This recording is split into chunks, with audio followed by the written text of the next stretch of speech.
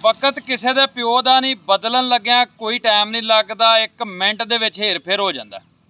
थोड़े साल पिछा चले जाइए ना तो 4 भरा जो वक्रे होंगे हैं ना, जो सब तो महातड़ होंगे ना, जो सीधा होंगे सी उन्होंने जमीन देंगे सन पक्की के नालों, सड़क के नालों, भी यदी फसल का नुकसान हो, साड़ी फसल का नुकसान ना हो।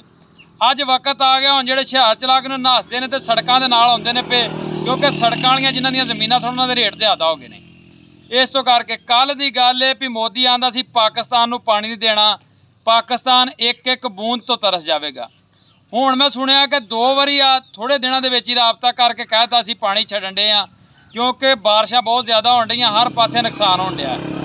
मैं ना मोदी साहब कोई होश दे नाखन लवो, ये पानी वध घट करना मेरे रब दे वास्ते, तुहाडे वास्ते कोई नहीं। हुण वेखो दरिया भर आउण डे, तुसीं आंदे सी बूंद नहीं आउणी, ते इन्ना गरूर तकब्बर पसंद नहीं हुंदा। ਜਿਹੜਾ ਵੀ ਗਰੂਰ ਆ ਗਿਆ ਉਹ ਸਭ ਰੁੜ ਗਏ ਨੇ।